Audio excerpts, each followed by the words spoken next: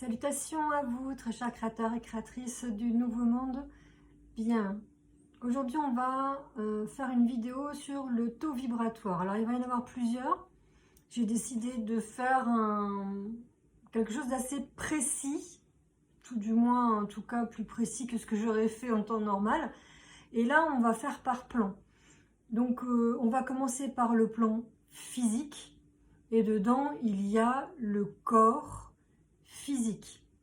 Une prochaine vidéo, ça sera le corps énergétique qui fait aussi partie du plan physique. Donc commençons par le corps physique. Alors comment augmenter le taux vibratoire en respectant son corps physique? Alors tout d'abord, ce qui est important évidemment, et ça je pense que beaucoup vont le comprendre, c'est d'avoir une alimentation saine. Saine, ça veut dire éviter tout ce qui est nourriture de type fast-food, éviter la nourriture, on va dire, en boîte de conserve, éviter tout ce qui va être plat industriel préparé. Bon, et puis évidemment, éviter toute nourriture, on va dire, en surconsommation. Voilà. On peut manger un peu de tout, on n'est pas obligé de devenir des ascètes de tout.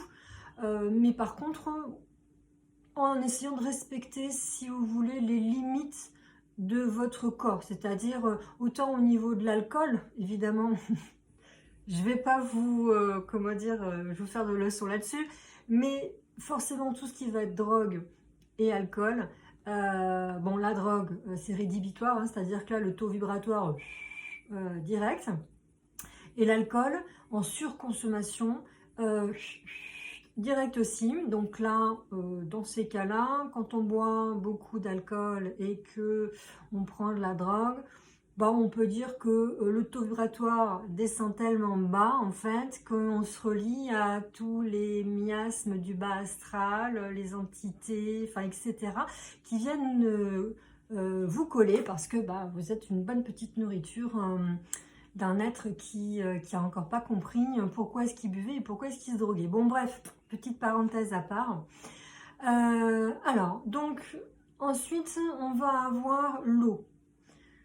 Alors là, l'eau, on va dire que plus elle est pure, mieux c'est. Alors tout le monde va rire un coup parce que bon évidemment l'eau pure bah, ça n'existe plus vraiment en fin de compte, hein, tout est pollué, les nappes phréatiques le sont également, enfin voilà, on a rendu ce monde pire qu'une déchetterie. Bien, peu importe, aparté à part encore. Donc là pour l'eau, ce qui va être le mieux c'est de la purifier. Donc de la rendre sans plus aucune toxine, bactéries, etc. Donc là les osmoseurs sont très bien, les osmoseurs inversés ou tous les systèmes de filtration, Berkey et compagnie. Et puis évidemment pas s'arrêter là, puisque là comme on a tout enlevé, il va falloir la reminéraliser ou alors avoir une alimentation très riche en oligo-éléments, en minéraux et en vitamines. Voilà, ça c'est dans tous les cas c'est dans l'alimentation saine tout ça aussi. Donc cette eau, il va aussi falloir la rendre vibratoire. Donc soit avec l'intention, si c'est possible pour vous, et si vous pensez que vous n'y arrivez pas, etc., il existe plein de symboles, il existe des vortexeurs, il existe tout un tas de techniques pour augmenter le taux vibratoire de l'eau, que vous trouverez sur Internet par informations multiples. Ensuite, évidemment, ça va être de dormir suffisamment. Alors là, pour dormir suffisamment, eh bien, il va falloir privilégier le sommeil plutôt que les séries télévisées, les jeux vidéo, quoi encore, ce sera déjà pas mal, ou le travail. Nombreux sont ceux qui privilégient le travail, terminer quelque chose, etc., plutôt que de laisser le sommeil qui arrive en fait à eux, ils le coupent. Et là, pour le coup, le sommeil est perturbé, donc on ne dort pas suffisamment. Donc ce qui fait que le taux vibratoire, pareil, la même. Parce que la nuit, on est censé se ressourcer, se réénergétiser, se reposer pour que le corps puisse réembringuer le lendemain pour durer toute la journée. Voilà, c'est un petit peu le truc. Ensuite, il va y avoir le sport pour le corps physique, hein, toujours augmenter taux vibratoire du corps physique, le sport. Le sport, en fait, va aider le corps d'abord à se mettre en mouvement, à être actif, faire fonctionner des muscles, des articulations, permettre aussi également une réoxygénation du corps, du cerveau. Enfin, vraiment, ça va avoir une implication vraiment réelle sur le corps de faire du sport. Ça détend aussi le mental, puisqu'on va en faire quelque chose. Pour une fois, on va pas trop penser. Bah, ou à peu près, mais pas trop non plus. C'était la petite aparté. Le sport est très très très bon pour augmenter le taux vibratoire. Et bien entendu, on se rappelle que le taux vibratoire, quand il augmente, notre immunité également aussi augmente. Voilà. C'est le petit lien avec le corps physique qui était important. Ensuite, qu'est-ce que j'ai d'autre?